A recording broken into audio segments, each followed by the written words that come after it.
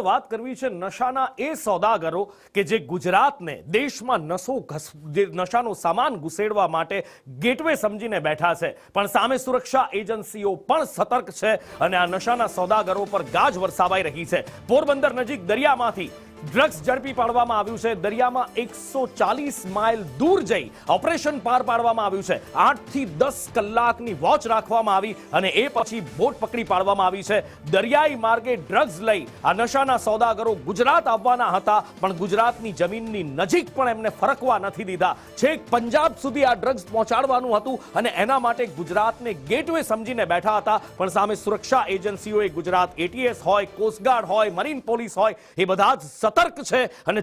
ચોબંધ બંદોબસ્ત ગુજરાતના દરિયા કિનારે ગોઠવવામાં આવ્યો છે અને એટલા માટે જ 140 નોટિકલ માઇલ ગુજરાતના દરિયા કિનારાથી દૂર દરિયાની વચ્ચોવચ્ચ જઈ આ ઓપરેશન પાર પાડવામાં આવ્યું છે। 203 પેકેટ જેમ વ્હાઇટ કલરના પાવડર ઝડપી પાડવામાં આવ્યો છે। ઈરાની શખ્સો સ્પીડ બોટમાં ડ્રગ્સ લઈને આવ્યા હતા, પણ એમ છતાં પણ એમને ઝડપી લેવામાં આવ્યા છે। એક સફળ ઓપરેશન પાર પાડવામાં આવ્યું સુરક્ષા એજન્સીઓ દ્વારા।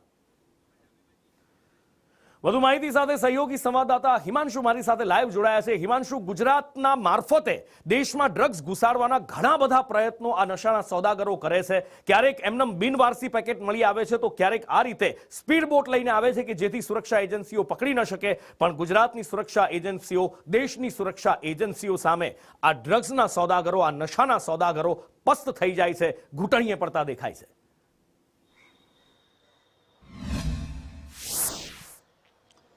ચોક્કસથી નુપુર, જે પ્રમાણે જે પોરબંદરના જે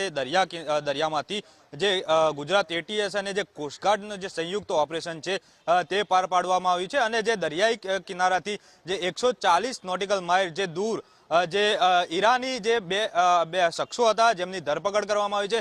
જેઓમાં અબ્દુલ સત્તાર અને અબ્દુલ જે નામના બે શખ્સો હતા તેમની ધરપકડ કરવામાં આવી છે અને બંને જે ઈરાની શખ્સો જે છે તેઓ બલુચી ભાષા બોલે છે અને સાથે સાથે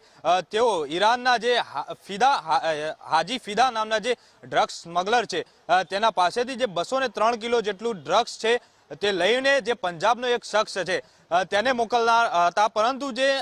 ગુજરાત એટીએસની જે બાતમી મળી હતી અને આ બાતમીના આધારે જે ઇન્ડિયન કોસ્ટગાર્ડ અને જે ગુજરાત એટીએસના જે સંયુક્ત ઓપરેશન છે તેને લઈને જે પાર પાડ્યું હતું અને જે તેમનો મનસૂબો હતો જે ભારતમાં જે ડ્રગ્સનો જે કારોબાર ફેલાવવાનો જે ડ્રગ્સ છે ફેલાવવાનો હતો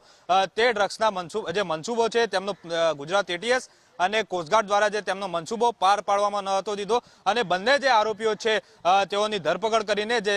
ઇન્ડિયન કોસ્ટગાર્ડ અને જે ગુજરાત એટીએસ દ્વારા જે કોને આપવામાં આવી રહ્યું હતું આ ડ્રગ્સ અને ક્યાંથી લાવવામાં આવી રહ્યું છે તે તમામ પાસાઓને ધ્યાનમાં રાખીને જે વધુ કાર્યવાહી છે તે કરવામાં આવી રહી છે। નુપુર, હિમાંશુ, માહિતી બદલ આભાર।